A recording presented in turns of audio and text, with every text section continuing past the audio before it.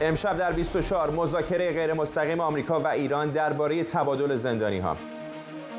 NBC میگه گفتگوهایی برای آزادی زندانیان آمریکایی در ایران و آزاد کردن وجوه بلوکه شده جمهوری اسلامی در حال انجامه. رکود در پروژه‌های نفتی جمهوری اسلامی. روسیه پروژه‌های نفتی ایران رو جدی دنبال نمی‌کنه. چین تمایلی به مشارکت نداره. طرح اتهام از سوی دادگاهی در کالیفرنیا علیه 3 ایرانی ساکن کانادا. شبکه CBC میگه این 3 شهروند کانادایی ایرانی تبار در نقض تحریم‌های اعمال شده آمریکا علیه جمهوری اسلامی دست داشتند. و پیشنهاد رئیس کمیسیون اروپا برای تحریم نهادهای اقتصادی وابسته به سپاه. اورسولا فوندرلاین میگه روسیه با پهپادهای ایرانی غیرنظامیان اوکراین رو میکشه. از واشنگتن دی سی این 24 است با فرداد فرحزاد. بینندگان ایران اینترنشنال در ایران و سراسر جهان سلام به شما. شبکه NBC به نقل از 4 منبع از گفتگوی غیر مستقیم ایران و آمریکا بر سر آزادسازی زندانیان آمریکایی در ایران با میانجیگری قطر و بریتانیا و آزادسازی پولهای بلوکه ایران در کره جنوبی خبر داده. این منابع اعلام کردن مذاکرات پیشرفت داشته اما مشخص نیست به نتیجه‌ای رسیده باشه. به گفته منابع NBC در مذاکرات بر سر مبادله زندانیان آمریکایی در ایران، دیپلمات‌های آمریکایی و ایرانی ترتیبات احتمالی برای انتقال وجوه مسدود شده رو از طریق نظارت کشور ثالثی مثل قطر بررسی کردند. رابرت ملی نماینده آمریکا در امور ایران در توییتی خبر داده که در دیدار با شیخ خلیفه الهارتی معاون وزیر خارجه آلمان در عمان درباره موضوعات مختلف مرتبط با ایران گفتگو و از این کشور برای کمک به آزادی باقر نمازی تشکر کرده. سمیرا قرایی همکارم از وزارت خارجه آمریکا با ما. سمیرا، ما هم موقعی که خبر مربوط به دیدار مالی با سفیر ایران در سازمان ملل رو مطرح کردیم، گمان زنی‌هایی بود که احتمالاً این مذاکرات میتونه مرتبط باشه با شانه زنی‌ها برای آزادی زندانیان آمریکایی در ایران. دقیقاً همینطوره. همون زمان در جوابی که وزارت خارجه داد وقتی ما تحقیق می‌کردیم که آیا این دیدار صورت گرفته و راجع به چه مسائلی صحبت شده، بحث آزادی زندانیان دو تابعیتی رو مطرح کردن و از اون زمان به بعد به شکل مداوم سخنگوی وزارت خارجه راجع به این صحبت می‌کرد که خب ما راههایی داریم برای اینکه با جمهوری اسلامی ایران بخوایم صحبت بکنیم و از این راهها هم استفاده می‌کنیم و پیامی هم که به جمهوری اسلامی ایران می‌فرستیم 3 پیام بسیار روشن هست. اینکه دست از کشتن مردم خودتون در خیابان‌ها بردارید، دست از فرستادن ادوات جنگی و پهپاد به روسیه بردارید و اینکه زندانیان دو تابعیتی رو آزاد بکنید. و حالا داریم می‌بینیم که بعد از تحرکات دیپلماتیک بسیار سرانجام، اونطور که NBC داره گزارش میده به نقل از منابع آگاه، حداقل با 3 منبع NBC این رو چک کرده و حالا ما داریم میشنویم که مذاکرات در جریان بوده. 2 کشور بریتانیا و قطر نقش میانجیگر رو ایفا می‌کردند و مشخصاً پیشتر هم امیر عبداللهیان در گفتگو با NPR به این اشاره کرده بود. یک مقام رسمی از بریتانیا بوده که ایالات متحده رو نمایندگی می‌کرده و می‌کنه در این مذاکرات. امیر عبداللهیان اون زمان به NPR گفته بود که هفته‌های گذشته این فرد بریتانیایی به ایران رفته. در ماه مارس در سال گذشته هم زمانی که همچنان حالا به بنبست برجامی نرسیده بودیم و در اون موقع در وین مذاکراتی به موازات مذاکرات هسته‌ای در جریان بود راجع به آزادسازی زندانیان دو تابعیتی، اون زمان هم ظاهراً بریتانیا نقش نمایندگی ایالات متحده رو بر عهده داشت و الان که باز این بحث تبادل زندانی یا آزادی زندانیان دو تابعیتی مطرح هست، گفته میشه همون فرمولی رو کشورها در پیش گرفتن که در ماه مارس در پیش گرفته بودند.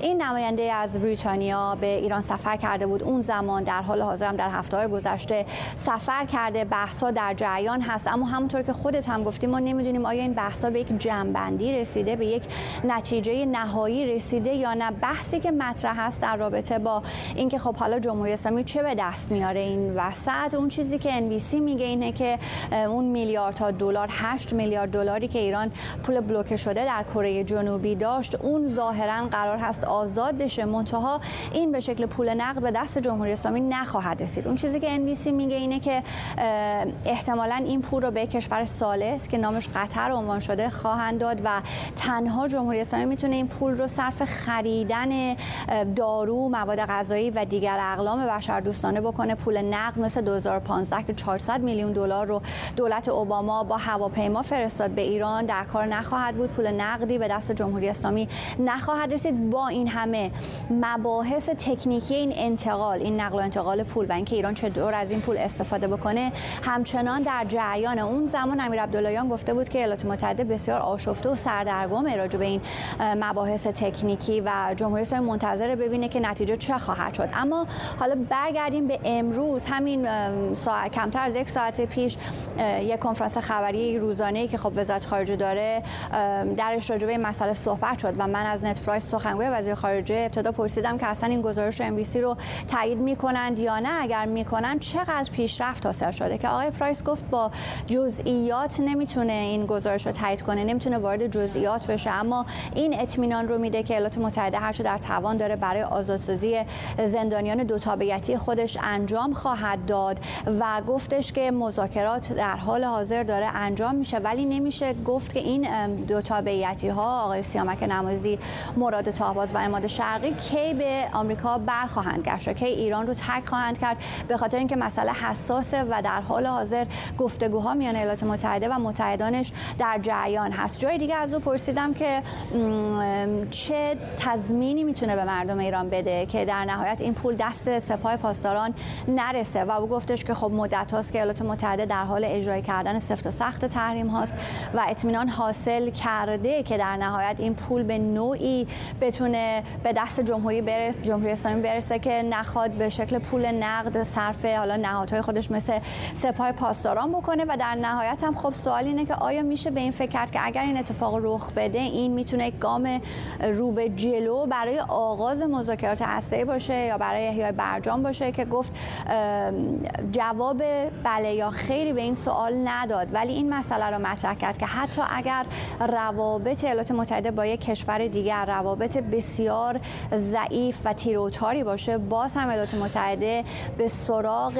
آزادسازی زندانیانی که داره در اون کشورها خواهد رفت. مثال روسیه رو زد که وسط جنگ روسیه با اوکراین این مسئله زندانیان آمریکایی مطرح شد. بریتنی گراینر در اون زمان آزاد شد و به رغم اینکه خب تنش‌ها میان روسیه و ایالات متحده زیاد بودند، اما دولت بایدن تونست دو آمریکایی رو اون زمان از زندان‌های روسیه بیاره بیرون. ولی حالا بعد ببینیم فرداد که آیا باید در هفته‌های بسیار نزدیک همین یک دو هفته آینده منتظر آزادی این زندانیان دو تابعیتی باشیم یا نه. و خب آقای ملی هم در حال حاضر در خاورمیانه است. امروز با یک هیئت عمانی دیدار کرده بود، تا پنجشنبه در ریاض خواهد بود و هر جایی که رابرت ملی میره خب بحث ایران رو دنبال میکنه. امروز هم پرایس بهش اشاره کرد که در تمامی سفرهای بین‌المللی خودش بحث ایران برای رابرت ملی بحث شماره یک هست و خب برای نشست همکاری‌های خلیج فارس رفته، ولی میدونیم که در اجندا و در دستور کار خودش مشخصا شماره یکش جمهوری اسلامیه.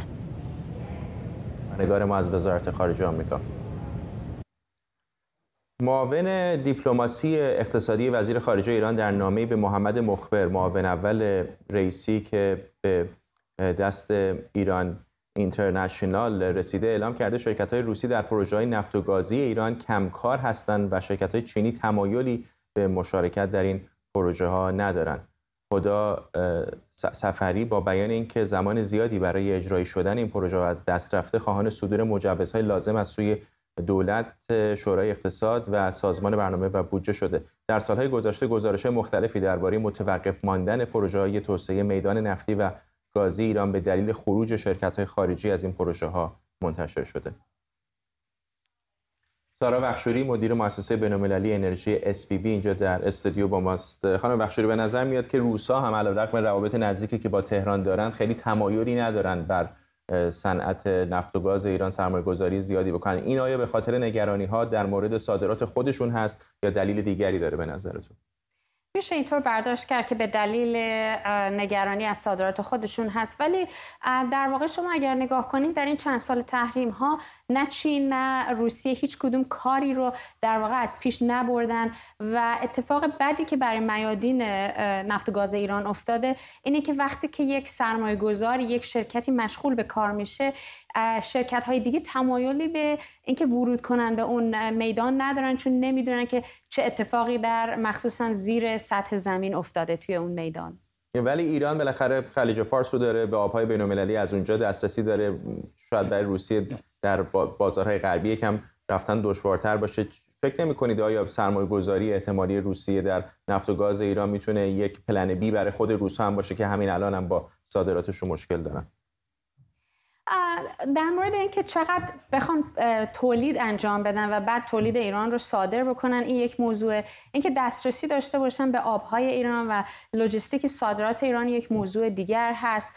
اینکه روسیه بخواد مواد نفتی یا گاز خودش رو از طریق ایران صادر کنه، خب این یک داستان کاملا جدا هست. اما یک نکته که خیلی جالبه و من میخوام توجه شما رو به اون جلب کنم اینه که روسیه و حتی چین سرمایه‌گذاری‌های مشترک زیادی رو فرض کنیم با عربستان دارن و همه اون طرح‌ها داره پیش میره. با اینکه شما میتونین همین رو بگین که فرض کنین اگر که تولیدات این کشور زیاد شه ممکنه که رقیب روسیه باشه، ولی روسیه خیلی راحت داره کار میکنه با فرض کنین عربستان در مورد تولیداتشون، محصولات پتروشیمی و سرمایه گذاری هایی که دارن. اما در مورد ایران این سرمایه گذاری خوابیده. یک تحریم ها هست و هر صورت این کشورها علاقه ندارن که بخوان به خاطر ایران توجه بیشتری رو جلب کنن و مورد فرض کنین تنبیه هایی که حالا آمریکا یا تحریم ها شاملشون میشه بشن. این ریسک موجود در ایران کاملا متوجه هستم، ولی یک زمانی بود که مثلا توتال فرانسه هم میومد در ایران سرمایه گذاری میکرد. اونها هم معمولا کوتاه مدت نمیبینن دیگه، پروژه رو طولانی مدت میبینن و مطمئنم که اونها هم حدس میزدن که جمهوری اسلامی غیر قابل پیش بینی، احتمال تحریم و اینا وجود داره. چطور هستش که از زمانی که توتال فرانسه حاضر بود در ایران سرمایه گذاری بکنه میرسیم به جایی که حتی دولت‌های چین و روسیه با نگرانی به صنایع نفت و گاز ایران نگاه میکنن؟ خب تحریم هایی که وجود داره نسبت به اون زمانی که توتال سرمایه گذاری کرد و کشورهای دیگه فرض کنید شرکت های دیگه مثل ایتالیا ها انی دنبال کردن اون رو، خیلی میگذره. تحریم ها خیلی شدیدتر علیه ایران در حال حاضر و من خاطرم هست وقتی که در زمان قبل رئیس جمهور قبلی ایران وقتی که توتال قراردادی رو امضا کرد با وزارت نفت، بلافاصله رئیس شرکت اومد آمریکا و در همینجا در واشنگتن دی سی اعلام کرد که این قرارداد نهایی نیست و از ایران میره. بنابراین این تحریم ها و تنبیه هایی که وجود داره برای سرمایه گذاری در صنایع نفت و گاز ایران، حتی دسترسی به تجهیزات مورد نیاز، نه فقط سرمایه گذاری، تکنولوژی ها بسیار شدیدتر از زمان گذشته است و چین یکی دو سال اخیر نیست، الان چندین ساله که روی طرح‌های ایران میشه گفت خوابیده ولی هیچ سرمایه گذاری و کار جدی انجام نمیده. ممنونم از شما سارا وخشوری، مدیر مؤسسه بین‌المللی انرژی SBB اینجا در استودیو بود. شبکه CBC کانادا در گزارش تحقیقی درباره اتهام 3 شهروند کانادایی ایرانی تبار گفته که متهمان به جمهوری اسلامی کمک کردند. دادگاهی در کالیفرنیا مدعی این 3 نفر همراه با دست کم 7 نفر دیگه در نقض تحریم‌های آمریکا نقش داشتند. CBC گفته اونها در داخل کانادا با اتهامی روبرو نیستند. نام این 3 نفر سلیم هناره، خلیل هناره و سعید ترابی ابتهی عنوان شده. اونها در فعالیت‌های صرافی و وام و معاملات املاک مشغولند. آمریکا میگه اونها به جمهوری اسلامی برای انجام معاملاتی به ارزش بالای 750 میلیون دلار کمک کردند. در بخشی از اتهاماتی که وزارت دادگستری آمریکا علیه سلیم هناره مطرح کرده اومده که او به خرید 2 نفتکش برای ایران به ارزش 51 میلیون دلار کمک کرده. در این کیفرخواست اومده که یک شرکت پتروشیمی در ایران 2.1 میلیون دلار به شرکت سرمایه‌گذاری رسکو در امارات پرداخت کرده که آقای هناره یکی از مالکانش بوده. بعد یک صرافی دیگر در هنگ کنگ به نام توتال اکسچنج که یکی از مالکان اون هم آقای هناره بوده، همین مقدار رو به کسی فرستاده که از طریق حسابی در یونان برای خرید نفتکش به ایران کمک کرده. مهسا مرتضوی همکارم از تورنتو با ماست با جزئیات بیشتر در مورد این گزارش تحقیقی CBC. مهسا. فردا سلام میکنم به تو از تورنتو بسیار طوفانی. امیدوارم که صدای باد شما و بینندگان را اذیت نکنه. پشت سر من ساختمونی هستش که سعید هناره به همراه 2 نفر دیگری که اسمشون رو بردی، خلیل هناره و آقای سعید تراب ابتهی، همینجا در همین ساختمون مشغول به کار هستن و این تناقض از جایی جالب میشه که کسانی در کانادا مشغول به کار هستن در ساختمون‌هایی که شخصی هست، بیزینس خودشون رو انجام میدن، اما در آمریکا تحت تعقیب FBI هستن، ولی در کانادا هیچ اقدامی برای استعداد در واقع تحویل دادن اونها انجام نشده، به این دلیل که گفته شده این افراد در کانادا مقصر نبودند، هیچ حکمی برای اونها اجرا نشده و در واقع هیچ خلافی نکردن که لازم باشه که اونها رو تحویل آمریکا بدن. اگر قرار باشه این کار رو بکنن، باید آمریکا از کانادا این خواسته رو داشته باشه، در دادگاهی اینجا این مسئله بررسی بشه و مشهود بشه که این افراد خلافکار هستن و باید به آمریکا تحویل داده باشن. اما در مصاحبه‌ای که همین گزارش CBC که خودت بهش اشاره کردی داشته با گری کلمنت که پلیس متخصص امور پولشویی هست و در مورد فساد مالی برای پرونده‌های از کشورهای چین، ترکیه، روسیه و ایران بسیار سابقه داره که قبلا هم ما در مورد همین پرونده خاص با خودش صحبت کرده بودیم سال گذشته، گفته که این یک اقدام ساده لوحانه هست که این افرادی که اینجا هستن فقط دارایی‌های خودشون رو به نام همسران خودشون کردن و همچنان دارن اینجا به فعالیت مالی خودشون و فعالیت تجاری خودشون ادامه میدن و دولت کانادا باید نگران باشه از حضور چنین افرادی در کشور، چیزی که در ماه‌های گذشته هم خیلی ما بیشتر در موردش شنیدیم. در طول خیزش انقلابی مردم در ایران فرداد بارها و بارها در تظاهراتی که اینجا انجام شده، یکی از خواسته‌های اصلی مردمی که شرکت می‌کنن در تظاهرات هم این هست که افرادی که وابستگی دارن به دولت جمهوری اسلامی رو از خاک کانادا اخراج بکنن. همونطوری که شاید خودت هم در رسانه‌های اجتماعی هم ببینی، کانادا مشهور شده به جایی که بهشت امنی هست برای کسانی که وابستگی دارن به جمهوری اسلامی و اینجا فعالیت‌های مالی و تجاری انجام میدن. در یکی از تظاهرات‌هایی که تشکیل شده بود در 29 اکتبر، زنجیره انسانی که تشکیل شده بود در اتاوا، جاستین ترودو کنار حامد اسماعیلیون ایستاد و سخنرانی کرد و در سخنرانی خودش گفت ما نمیذاریم که کانادا بهشت امنی باشه برای کسانی که در اینجا دارن فعالیت میکنن.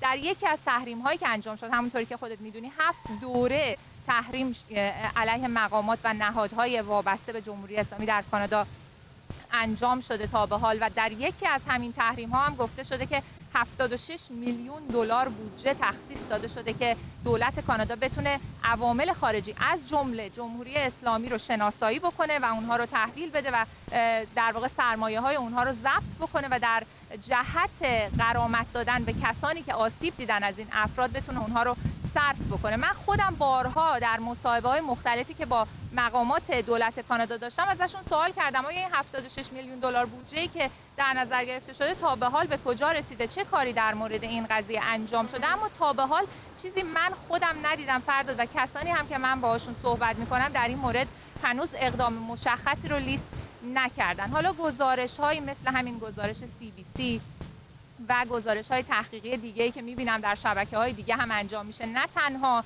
خواسته ایرانی کانادایی‌ها رو دوباره پررنگ می‌کنه، بلکه این رو به افکار عمومی اطلاع رسانی می‌کنه و دولت کانادا رو پاسخگو می‌کنه در قبال کسانی که همچنان در این کشور دارن در رفاه زندگی می‌کنند و وابسته جمهوری اسلامی هستن و هنوز هیچ اقدامی هم برای اخراج اونها یا ضبط اموال اونها انجام نشده. ممنونم از تو. مهسا مرتضوی همکارم از تورنتو با ما.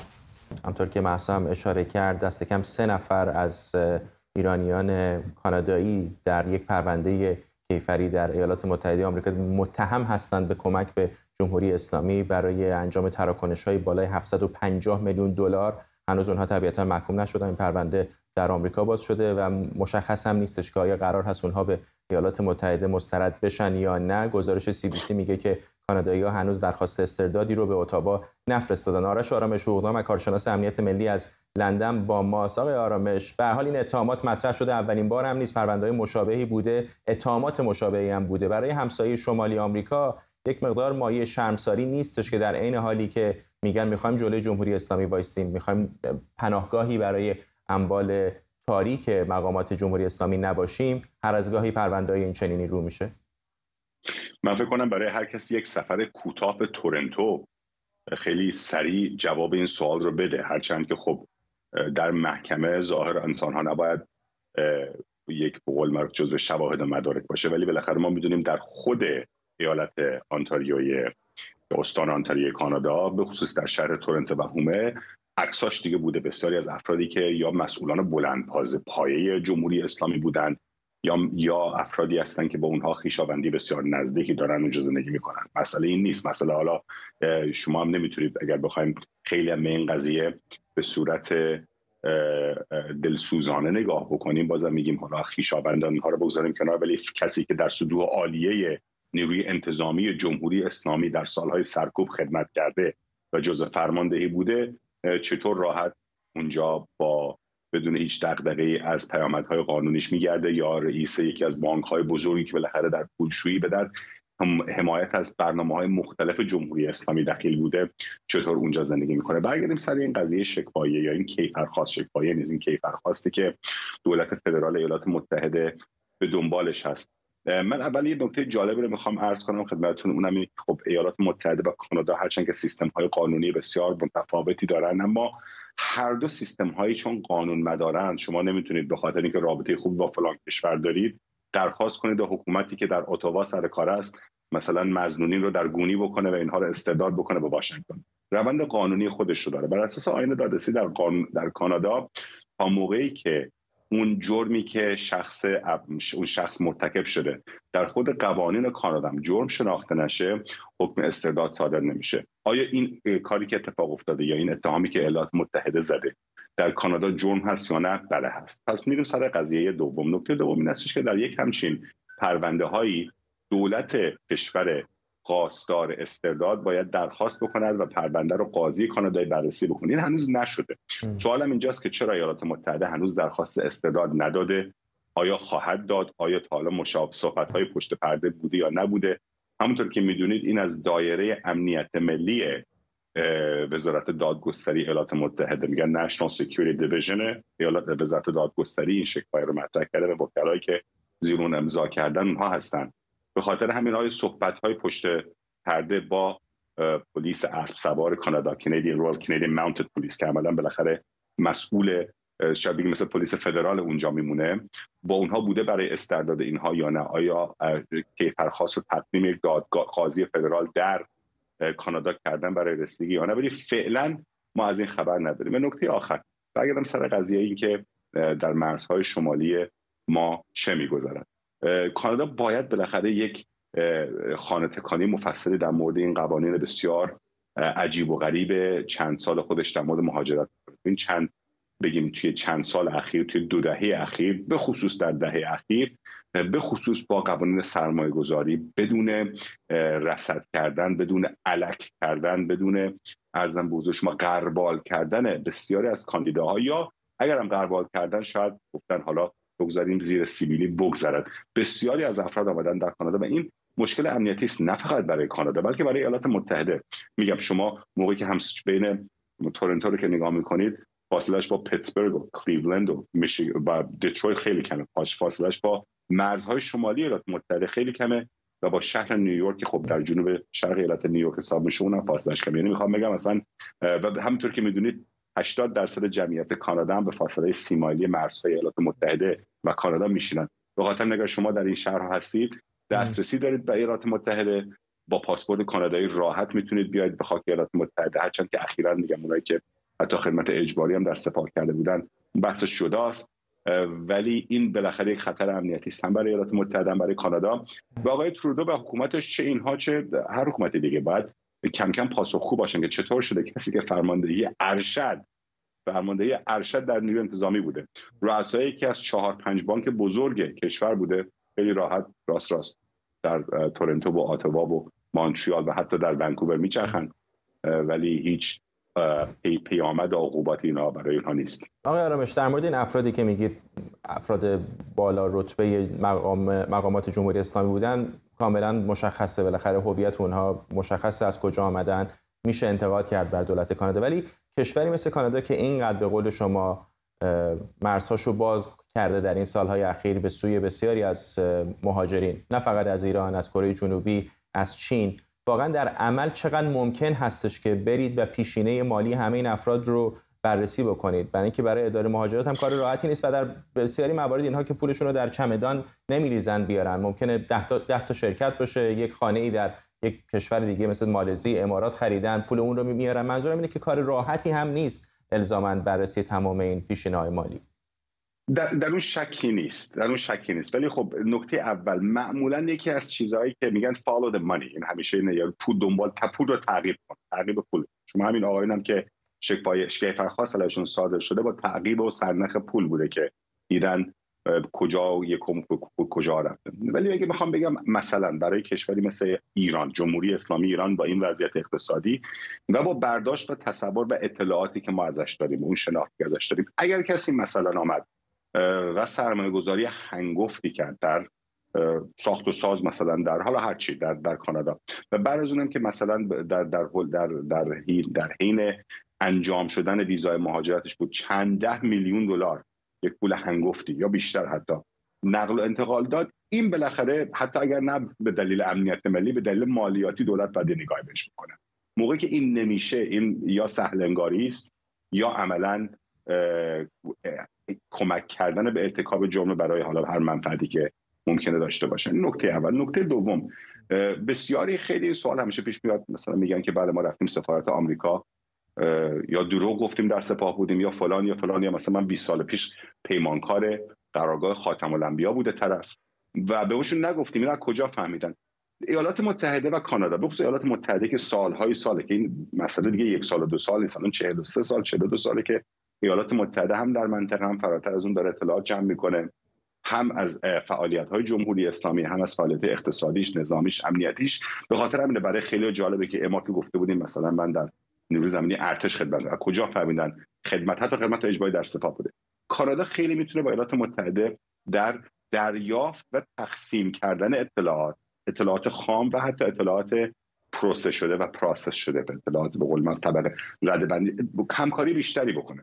میتونه بسیار در حالا اینطور نیست که حالا به تمام شهروندای خودش، ولی اونایی که هنوز شهروند نیستن یا هنوز تازه میخواهند بیان، یعنی از اون حقوق شهروندی برخوردار نیستن، میتونه، چون مهاجرت حق نیست، مهاجرت یک امتیازه. هر کشوری به شخص خارجی که میخواد وارد کشورش بشه، ولی شما سیتیزن که شدید تمام حقوق رو دیگه به قول معروف برخوردارید. در آمریکا حتی گرین کارت هم دارید، به غیر از حق رأی دادن و حق کاندید، نه حق رأی دادن، چون خیلی هم بودن گرین کارت داشتن، کاندید شورای شهر اینا هم شدن، ولی به غیر از حق رأی دادن حقوق دیگه همه شهروندان دارید، حتی با گرین کارت. ولی قبل از که وارد کشور بشید، اون کشور میزبان حق تمامی تحقیق و تفحص و بررسی رو داره. من نمونهش رو، شما خودتون لندن بودید سالهای سال، امام جماعتی داشت مسجد فینزبری پارک، ایشون 2 دست نداشت و 1 پا و 1 چشم. نپرسیدن از این شما چی شد که 2 دست و 1 پا و 1 چشمتون در کدام انفجار بریده شد، در کجا شما به قول معروف معلول شدید؟ و خب بعضی موقع اینقدر جلوی چشم شما هست، اینقدر واضح هست و سهل انگار است. اون موقع البته ایشون رو به خاطر وقتا اخراجش کردن از بریتانیا، اصلا اخراج شده، فکر کنم به مصر یا به اردن پسش فرستادن. ولی من این مثال بسیار شدید رو زدم، مثال افراط و تفریط رو میخوام در مثالا بکنم. یعنی در این حد دولت ها میتونن سهل انگاری بکنن یا بنا به درخواست ها و بنا به حتی تعهدات حقوق بشریشون کسایی راه بدن به داخل خاک کشورشون، هم خطر بالفعل و هم خطر بالقوه. ولی سطح پایین‌ترش هم این هست، بالاخره شما الان میدونید که بسیاری شما مشکل امنیتی و مشکل نظامی و نیمه نظامی با کشوری دارید، مشکل اطلاعاتی، مشکلی که بالاخره سالهای سال هم هست. اگر اینقدر به این راحتی عده زیادی میآیند با ثروت‌های هنگفت، خب بدون شک هر کسی که ثروتمنده در ایران مال سپاه نیست، دستش دست نظام نیست، در اون شک نیست. انسان‌های شریف و پرکار بسیاری هم هستند که حالا از طریق هر کارآفرینی هر چیزی بالاخره، ولی شما اولین کاری که میتونید بکنید بگید خب این 24 25 30 35 میلیون دلاری که شما یک شبه یا در از 1 سال آوردید از کجا آمد؟ follow the money، دنبال پول، دنباله به قول من سرنخ مالیش باشید. و دوم، در هر کشوری بالاخره هم به خصوص در ایالات متحده خیلی بیشتر صدق میکنه. یکی از خوبی‌های آزادی و آزادی بیان اینه که حتی افراطی ترین و شاید بگیم پلید ترین افکار هم اجازه آزادیشو داشته باشن، نه به صورت عملی، نه اینکه کسی بره بمب بذاره، ولی کسی در ایالات متحده بخواهد حتی پلیدترین افکار رو تبلیغ بکنه و حتی کریهترین حرفها رو هم بزنه، هیچ مشکلی نیست. شما فردا اگر القاعده یا KKK سازمان نجات پرست بسیار پلیدی است، یا القاعده یا طالبان بخوام فردا مثلا در جلوی واشنگتن طرفدارانش تظاهرات بکنه، از لحاظ قانونی شما جلوی اینا نمیتونید بگیرید و اتفاقا پلیس بعد از اینا حفاظت هم بکنه. اما این دلیل برای نمیشه که دولت نیم نگاه بیشتری به اینا نداشته باشه و سازمان‌هایی که بالاخره در سازمان‌های استخباراتی ایالات متحده و کانادا با هماهنگی و همراهی بیشتر نیم نگاه بیشتر و مضاعفی به این نداشته باشن که بله که شما که مثلا با مسجد فلان جمهوری اسلامی اینقدر نقل و انتقالات مالی میکنید و در فلان و فلان و فلان پروژه صنعتی فلان بیشتر، شاید احتمالش هست که دستتون به جای بسته است. ممنونم از شما آرش آرامش حقوقدان و کارشناس امنیت ملی از لندن. رئیس کمیسیون اروپا گفته اتحادیه اروپا قرار تحریم‌هایی رو پیشنهاد کنه که برای اولین بار نهادهای اقتصادی ایرانی درگیر در تهاجم روسیه علیه اوکراین از جمله نهادهای مرتبط با سپاه پاسداران رو شامل بشه. اورسولا فوندرلاین گفته در این دهمین بسته تحریمی اتحادیه اروپا محدودیت‌های تجاری به ارزش 11 میلیارد یورو اعمال میشه. بنا به این گزارش صدها پهپاد ایرانی در جنگ روسیه در حال کشتن غیرنظامیان اوکراینیان و به همین دلیل هم محدودیت‌هایی برای تولید برخی قطعات الکترونیکی و دو قابلیتی مورد استفاده در سیستم‌های تسلیحاتی در نظر گرفته شده. آرش سرکوهی، مشاور حقوق بشر در پارلمان آلمان از برلین با مساق سرکوهی، به نظر میاد که این موضوع پهپادها آرام آرام داره توجه اروپایی‌ها رو بیش از پیش متوجه اقدامات جمهوری اسلامی می‌کنه. بله، سلام بر شما. این یک مسئله‌ای که در همونجور شما گفتین سختگیری‌هایی که اتحادیه اروپا نسبت به ایران داشته در چند ماه گذشته، خب البته ربط داشته مسائل حقوق بشری ایران، نقض حقوق بشر در ایران، به سرکوب معترضان در خیابان، ولی یک نکات مهمش هم طرفداری ایران از روسیه، طرفداری رسمی ایران از روسیه و فرستادن پهپادها، مستشارهای نظامی به روسیه بوده که اروپایی‌ها بهش واکنش خیلی جدی نشون دادن و خواهند داد. خب جنگ اوکراین و حمله روسیه به اوکراین برای اروپا یک مسئله بسیار حیاتیه. همونجوری که می‌دونیم هم لحاظ ژئوپلیتیک، هم لحاظ سیاسی، هم لحاظ انرژی، هم لحاظ اقتصادی، و برای همین اروپایی‌ها بسیار با دقت دارن نگاه می‌کنن که کی در جبهه روسیه قرار گرفته و خب ایران داره کم کم ولی خیلی آشکار خودش رو رسما در جبهه روسیه قرار میده. پهپادهایی که صحبت کردین، حالا ایران تفره میره میگه اینا رو قبلا فرستادن، ولی بالاخره مقام‌های امنیتی اروپایی و غربی اطلاعات در دست دارن که دارن این نتیجه‌گیری‌ها رو می‌کنن. بنابراین اروپا تصمیم گرفته که فشار رو ایران بیشتر کنه، حالا هم به خاطر مسائل حقوق بشری، هم به خاطر سرکوب معترضان در خیابان، ولی هم به خاطر شرکت در جنگ روسیه به نفع روسیه. و خب در این زمینه میخوان سپاه رو هم بهش نگاه بکنن و تحریم بیشتری بکنن. حالا سوال اینجاست که آیا این فشار بیشتر میتونه بیانجامه که اتحادیه اروپا سپاه رو بالاخره بذاره در لیست ترور خودش، که من ارجایم اینه که نه، این اتفاق همچنان نخواهد افتاد. یعنی این دوتا مسئله هم جدا هستن. فشار بیشتر به ایران و تحریم‌های بیشتر سپاه به خاطر کمک به روسیه باعث نخواهد شد که اروپا به زودی سپاه رو لیست تروریستی خودش قرار بده. همونجوری که می‌دونیم این مسئله چند بعد مختلف داره. بعد حقوقی داره که خب یک دادگاه در اتحادیه اروپا باید رأی بده به اینکه سپاه پاسداران در خاک اروپا عمل تروریستی انجام داره یا برنامه‌ریزی اونو کرده. و حالا یک سوال حقوقی این هست که آیا یک رأی یک دادگاه در کشور دیگه مثل آمریکا هم میتونه به مسئله بیانجامه یا نه، که اتحادیه اروپا اعلام کرده این مسئله رو حقوقدان‌هاش قرار مشخص بکنن. مشکل سیاسی داریم، یعنی این تصمیم که یک سپاهی هر نهاد دیگه در لیست تروریستی قرار بگیره بعد به اتفاق آرا باشه، هر 27 کشور اروپایی بر رأی بدن این مسئله، و ما در حال حاضر بسیار دور هستیم از مسئله. کشور اروپایی چند زیادی هستن که با این مسئله مخالفن به دلایل مختلف، حالا منافع مالی دارن، منافع اقتصادی دارن، منافع انرژی دارن، نگران شهروندان خودشون هستن.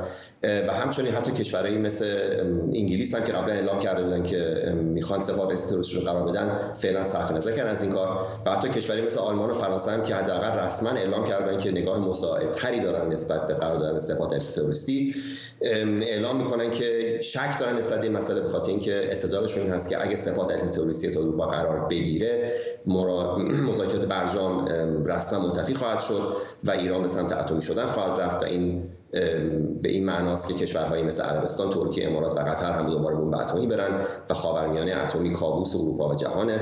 و اتحادیه اروپا بر این نظره که حالا درست یا غلط بر این نظره که با استفاده از برجام تنهایی که میتونه دستیابی جمهوری اسلامی به بمب اتمی جلوگیری کنه. برای همین حداقل نمیخواد اون نهادی باشه که اعلام کنه مذاکرات تموم شدن، منتفی شدن. اگه ایران بخواد این کار بکنه، ایران این کار بکنه و دوست داره در همین وضعیت برزخی باقی بمونه که فعلا مذاکره در کار نباشه. بنابراین من میخوام خلاصه کنم، می‌بینیم فشار بر روسیه بیشتر میشه. اروپا اعلام کرده که بحث‌های تحریم دیگری هم در راهن علیه ایران و علیه سپاه و علیه نهادهایی که در سرکوب مردم شرکت دارن، ولی اینکه این به زودی به این مسئله بیانجامه که ما سپاه درجه تروریستی ببینیم اروپا قرار بده، من ارزویم هست که به زودی این اتفاق نخواهد افتاد. طبیعتا بعد نیم نگاهی هم به 5 روز دیگه داشته باشیم. 20 فوریه موقعی که وزرای اتحادیه اروپا در بروکسل جمع میشن و میدونیم که تعدادی از ایرانیان هم میخوان در همین رابطه تظاهرات کنن. ممنونم از شما آرش سرکوی، مشاور حقوق بشر در پارلمان آلمان از برلین با ما.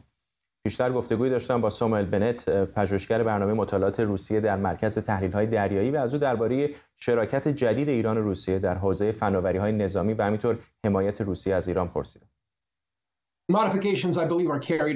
من فکر می‌کنم که تغییراتی در صنایع روسیه به وجود اومده. کلاهک‌ها دارن تنظیم میشن تا بیشتر تخریب کننده باشن. احتمالاً تنظیمات دیگه هم در راه. شاید یک موتور جدید که کم صداتره. صنایع روسیه در حال توسعه موتورهای الکتریکی زیادیه و بنابراین ما نباید این موتورها رو در پهپادهای شاهد نادیده بگیریم. اما روسیه و ایران رابطه بسیار منحصر به فردی رو با هم ایجاد کردن که این مسئله به خاطر نزدیکی جغرافیاییشون هم هست.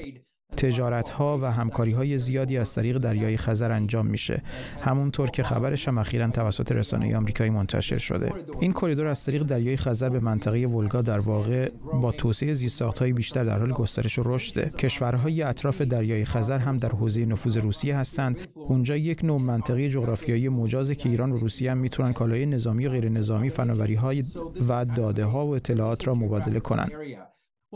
روسیه مطمئناً به دنبال گسترش فهرست متحدان و شرکاش هست و ایران قطعاً در صدر این فهرسته. دولت‌های روسیه و ایران اخیراً بیانیه‌های متعددی داشتند.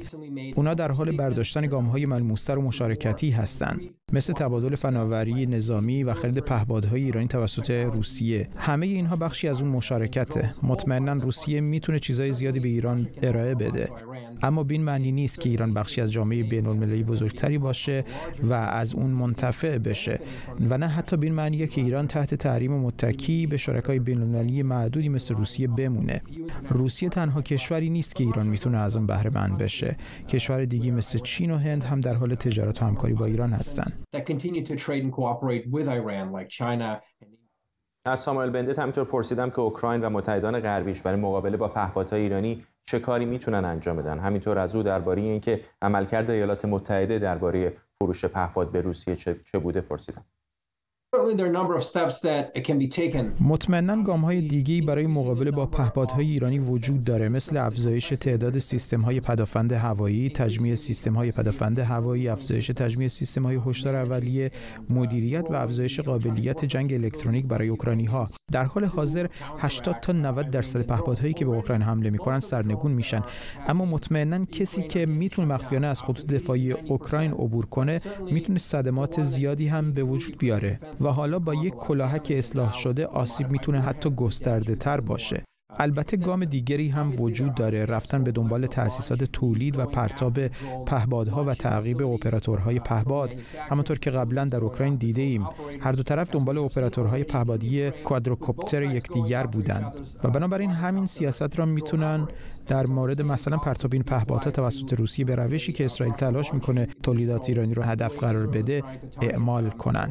البته این کار سخت‌تره، اما احتمالاً فراتر از توان اوکراین نیست، چون اونها قبلا نشون دادن که میتونن با پهپادهای دوربرد خود به پایگاه‌های دفاعی روسیه در عمق این کشور حمله کنن و اخیراً اوکراینیان نشون دادن که در حال توسعه یک پهپاد برای برد چند صد کیلومتر هستند. بنابراین مطمئناً برخی از این تأسیسات ساخت روسیه و دیگر زیرساخت‌های نظامی مرتبط با توسعه پهپاد میتونه در سایت‌های نظامی اوکراین هم باشه.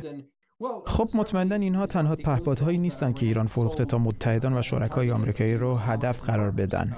پهپادهای حوثی‌ها بسیار شبیه پهپادهایی هستند که توسط ایران ساخته میشن. در واقع کپی‌هایی از پهپادهای ایرانی وجود داره و ایران قطعاً از استفاده حوثی از این پهپادها علیه عربستان سعودی و امارات متحده عربی در این چند سال سود برده و مطمئناً هر دو طرف در حال یادگیری نحوه حمله به اهداف و دفاع از این اهداف هستند. بنابراین این اولین بار نیست که پهپادهای ایرانی در یک موقعیت بحث برانگیز قرار گرفتند و مطمئناً متحدان ایران در عراق و سوریه هم از پهپادهاشون علیه منافع ایالات متحده از جمله اسرائیل استفاده می‌کنند. علی خامنه‌ای روز چهارشنبه با بیان اینکه گرانی هست، تورم هست، کاهش ارزش پول ملی هست، ضعف‌های دیگری هم داریم، در ادامه خطاب به مردم گفته که منتها شما با نگاه انقلابی به ضعف‌ها نگاه کنید، چرا با نگاه ارتجاعی نگاه می‌کنید؟ رهبر جمهوری اسلامی در بخش دیگری با بیان اینکه میگویند چرا همه تلاشتان را گذاشتید روی تسلیحات، پهپاد، موشک و غیره، در پاسخ اون رو پیشرفت خونده و اضافه کرده که کشوری که دشمن داره باید به فکر خودش باشه. و همینطور با اشاره به اعتراضات هشدار داده که گروه‌های سیاسی نباید از حکومت انتقاد کنند. با آلان توفیقی هستیم، تحلیلگر سیاسی از بروکسل. چطور می‌بینید آقای توفیقی حرفای رهبر جمهوری اسلامی؟ والا ببینید، من فکر میکنم که اگر مثلا در یک کشور دموکراتیک این حرفایی که خامنه‌ای امروز زده و مخصوصا اینکه مردم رو به نق زدن متهم کرده، اگر یک رهبر مثلا یک کشور اروپایی یا دموکراتیک جرأت میکرد یک همچین حرفی بزنه، مطمئن باشید که افکار عمومی و مردم چوب در آستینش میکردن. به خاطر اینکه رهبران، رؤسای جمهور یا افرادی که در قدرت هستند در اونجا هستن که مشکلات مردم رو حل بکنن. حتی در همین جمهوری اسلامی در ادعا میگن که مردم ولی نعمت ما هستن، اما ظاهر قضیه داره نشون میده که این گونه نیست و علی خامنه‌ای پرسشگری و انتقاد رو بر نمیتابه، به خاطر اینکه حکومت او یک حکومت خودکامه است و اساساً تصوری که بر مبنای اون داره حکومت میکنه درست بودن همه در واقع پیش‌فرض‌ها و اقداماتی است که داره انجام میده، در حالی که مردم ایران از نزدیک خودشون شاهد هستن که حداقل 30 و چند سال رهبری او و قبل از این 2 دوره ریاست جمهوری نتیجه جز فلاکت و بدبختی برای مردم نداشته. خامنه‌ای حق داره وقتی که میاد در حکومت میشینه بگه که بله یک مشکلاتی هم، یک ضعف‌هایی هم هست مثلا در سیستم اداری یا مثل گرانی و تورم و کاهش ارزش پول ملی. انگار اینها اتفاقات مهمی نیستن، یعنی هر کدام از اینها به تنهایی کافی است که وضعیت اجتماعی و سیاسی رو زیر و رو بکنه، اما او اینها رو سبک و ناچیز میشمره، به خاطر اینکه این او و خانواده‌اش نیستن که زیر بار گرانی و تورم کمر خم کردن. او و اطرافیانش هیچ کدام در وضعیت بد اقتصادی و فقر و فلاکت نیستن. به همین دلیل هستش که او به خودش این اجازه رو میده که به عنوان یک رهبر مادام العمر حتی بیاد کشورهای اروپایی رو هم زیر سوال ببره و بگه بله مثلا در این کشورها هم ضعف وجود داره، در حالی که به این اشاره نمیکنه که در این کشورها اگر هم احیانا ضعفی باشه، این ضعف قابلیت حل شدن داره، قدرت در حال چرخش هستش، مردم در حکومت مشارکت میکنن و اگر رهبری به خودش جرأت بده که اونها رو به نق زدن متهم بکنه، میدونید در فرهنگ دهخدا در واقع نق زدن رو به عنوان زرزر کردن و در واقع بهانه گرفتن آورده. یعنی این مردمی که الان صاحبان این کشور هستند و باید قدرتمندان و قدرتمداران مطیع امر اونها باشند، نه تنها این اطاعت رو از مردم ندارند، نه تنها قدرت رو ترک نمی کنند، بلکه اگر مردم انتقادی هم بکنند اونها رو به نق زدن متهم می کنند. ممنونم از شما. آلان توفیقی، تحلیلگر سیاسی از بروکسل با ما.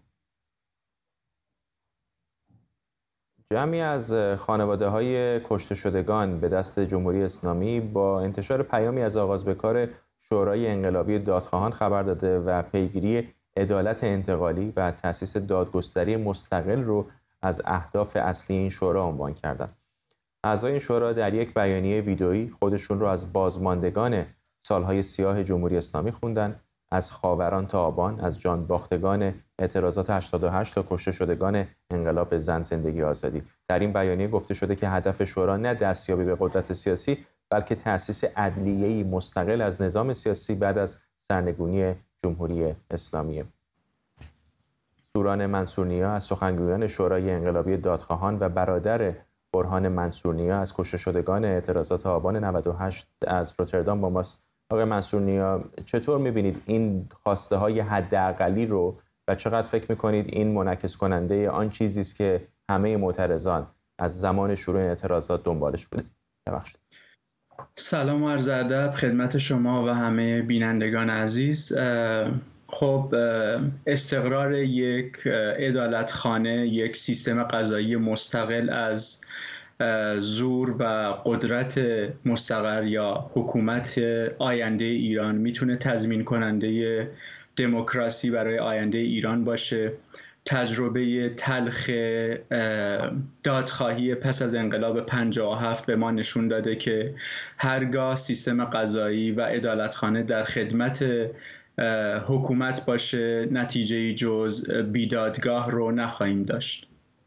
این یه مقدارم یادآور حرفایی هستش که آقای حامد اسماعیلیون در بیرون از ایران میزنه. چقدر به نظرتون همخوانی دارن این دوتا با هم؟ خب در چارچوب شرایط الان که حکومت جمهوری اسلامی در ایران مستقر هست، ما معتقدیم که در چارچوب این حکومت دستیابی به عدالت و دادخواهی امکان پذیر نیست. خب قاعدتاً براندازی و تغییر حاکمیت هم جزئی از اهداف این شورا هست و بر این اساس میتونیم بگیم که این شورا صرفاً یک شورای حقوق بشری نیست و دخیل در مسائل و فعالیت‌های سیاسی هم هست و به نظرم یه چیزی فراگیرتر از اون چیزی هست که آقای اسماعیلیون گفتن، چون یک چتری هست بر دادخواهی جریان‌های مختلف در 44 سال اخیر. تلاش ما این هست که برای مثال از تجربیات دادخواهی خانواده‌های دهه 60 و خصوصاً خانواده هایی که در تابستان 67 عزیزشون اعدام شده، از تجربیات اونها استفاده کنیم، از تجربیات وکلا و قضاتی که در این مسیر به خانواده های دادخواه کمک کردن استفاده کنیم و چارچوبی رو برای استقرار عدالتخانه در حکومت آینده ایران و همچنین عدالت انتقالی رو آماده کنیم و به مردم ارائه بدیم. اشاره بکنم تصاویری که دارید رو صفحه می‌بینید خود این شورا منتشر کرده. این عدالت انتقالی رو زیاد میشنویم این روزها آقای منصورنیا. یک شرحی اگر بخواید ازش بدید که دقیقاً عدالت انتقالی چه هست، چه خواهد بود؟ خب مفهوم عدالت انتقالی یک مفهوم پیچیده‌ای هست. حالا در این مورد میشه گفت که به عدالتی اشاره میشه که بعد از فروپاشی جمهوری اسلامی و قبل از استقرار حکومت جدید باید در ایران مستقر بشه. این عدالت انتقالی بیشتر تضمین کننده اون کسانی هست که در چارچوب حکومت جمهوری اسلامی خدمتگزار بودن، خدمت کردن. متولیش چه کسی خواهد بود اگر دولتی سر کار نباشه؟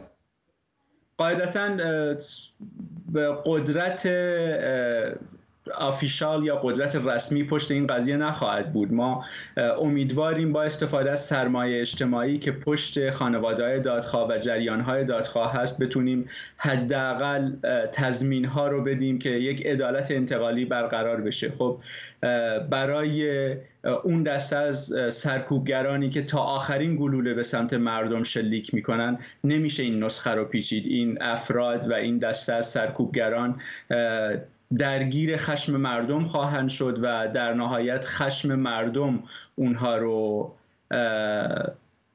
دادخواهی خواهد کرد، نه یک عدالت انتقالی. بیشتر منظور ما کسانی هست که در چارچوب این سیستم به جمهوری اسلامی خدمت کردند و دلشون با مردم هست، ولی در حال حاضر نمیتونن حالا به هر دلیلی به مردم بپیوندن.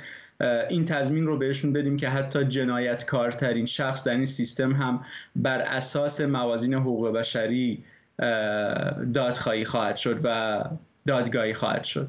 ممنونم از شما. سوران منصورنی از سخنگویان شورای انقلابی دادخواهان. حکم 9 سال زندان سعید مدنی نویسنده، جامعه شناس و زندانی سیاسی سابق توسط شعبه 36 دادگاه تجدید نظر استان تهران عیناً تایید شده. بر اساس این حکم آقای مدنی از بابت اتهام تشکیل و اداره گروه‌های معاند نظام به 8 سال حبس تعزیری و بابت اتهام تبلیغ علیه نظام به 1 سال حبس تعزیری محکوم شده. مرداد قاسمفر همکارم اینجا در استودیو با ماست. در مورد کارنامه‌اش می‌خوام صحبت بکنم، ولی اول برسیم به حکمش. چه شرایطی داره الان آقای مدنی در زندان هست، چند ماهی هست که در زندان هست. حکمم که دربارش دادن همکاری با گروه‌های معاند هست یا رهبری یک تشکلی یا گروهی که علیه نظام جمهوری اسلامی به گفته دادگاه عمل کرده، که البته بسیار به گفته اونجور که وکیلش توضیح داده که این مسئله چقدر مضحک هست، چون اتهاماتی برای چنین شخصیت علمی، به خاطر اینکه همونطور که وکیلش در مصاحبه‌ای که با یکی از روزنامه‌های تهران صحبت کرده میگه که از تشکیل گروه واتساپی بین او و تعدادی از دانشجویان و اساتید درباره مسائل ایران گرفته تا که یکی از کتاب‌های آقای مدنی به نام درباره اعدام و در واقع مقالات و مطالبی که ایشون داره اینها رو به عنوان معاند دسته‌بندی کردن و براش چنین حکمی رو صادر کردن. داریم جلد تعدادی از آثارش رو هم می‌بینیم. در مورد خود کارنامه‌اش بهمون بگو، چه میراثی داریم از او؟ ببین، یکی از چیزهایی که فرض واقعا شگفت انگیزه است این است که اصلا چرا سعید مدنی به عنوان یک استاد برجسته جامعه شناسی در شرایط حال حاضر ایران که دانشگاه ایران واقعا وضعیت رقت انگیزی از نظر بنیه علمی دارند، به خاطر اینکه بسیار از استادان خوب رو بیرون کردن، استادان خوبی رو هم که بیرون نکردن عملا در شرایط یه جور آچمز قرار دارن و اجازه کار کردن، سخنرانی، نوشتن، مقالات رو عملا ندارن، وگرنه موقعیت هیئت علمی را دست میدن. این سوال بسیار مهمی است که در تبارشناسی شاید ما باید برگردیم به صحبتی که علی خامنه‌ای سال 88 آمد و رسما گفت که دانشگاه‌های کشور صحنه جنگ نرم هستند، دانشجویان افسران جنگ نرم این جنگ خواهند بود و استادان فرماندهان این جنگ نرم هستند. حالا با چنین تفکری از یک محیط علمی مثل دانشگاه و تعبیر اون به عرصه جنگ و افسران و فرماندهان و رهبران، اینو وردار بیار ما در شرایط امروز، در شرایطی که جامعه شناسی ایران به شدت روزهای تلخی رو میگذرونه، یک جامعه شناسی رو ما داریم که در 12 سال 15 سال گذشته تا امروز 1 دقیقه سکوت نکرد و آرام ننشسته و مدام کار کرده. کار نه به معنای فقط حرف زدن، بلکه نشسته و کتاب نوشته، پژوهش کرده. حوزه‌هاش رو ما در تصاویری که پخش کردیم احتمالاً بینندگان ما دیدن، درباره فحشا، درباره کودکان کار، درباره خشونت، درباره کم آبی در خوزستان، درباره تمام عرصه‌های مختلف رو همون چیزایی که امروز خامنه‌ای میگه نق نزنید همون است. دقیقاً. حالا اینو بذاریم کنار یک تصویر دیگری، فایلی که آبان ماه در آمد از یکی از مدیران ارشد وزارت اطلاعات در یزد که اونجا میگه که آمریکا بر روی هدایت این جنبش بر روی 3 نفر حساب کرده در داخل که یکیش سعید مدنی هست که البته 2 تای دیگه‌اش اونها یا در زندانن یا در حصر، ولی سعید مدنی رو در کنار کسانی قرار میده که به گفته او آمریکا داره یک جنبش رو در درون ایران با او هدایت میکنه. از طرفی همین آقای سعید مدنی در همین چند ماهی که در زندان بود هم آرام ننشست و یک رساله‌ای رو نوشته به نام 100 روز اول جنبش 1401 رو در یک بررسی عالمانه جامعه شناختی بررسی کرده، قطعه کرده و اون رو در یک تحلیل نهایی این نتیجه رو میگیره که این جنبش بعد از اینکه همه خصلت‌ها و خصوصیاتش رو گفته که بسیار درخشانه و باید خوندش واقعا، اینو میگه که این جنبش اگر الان فروکش کرده ولی هرگز عقب نخواهد نشست و ادامه خواهد داد. این به نظرم کافیه واسه اینکه شما یک جامعه شناسی در حد آقای مدنی رو اجازه ندی در عرصه اجتماعی آزادانه بنویسه و بمانه و زندانیش کنه. ممنونم از تو مرداد قاسمفر، همکارم اینجا در استودیو، و ممنون از شما که ما رو همراهی کردید. برنامه رو با تصاویری زنده از کارزار انتخاباتی مایک پنس در ایالت آیوا به پایان می‌بریم.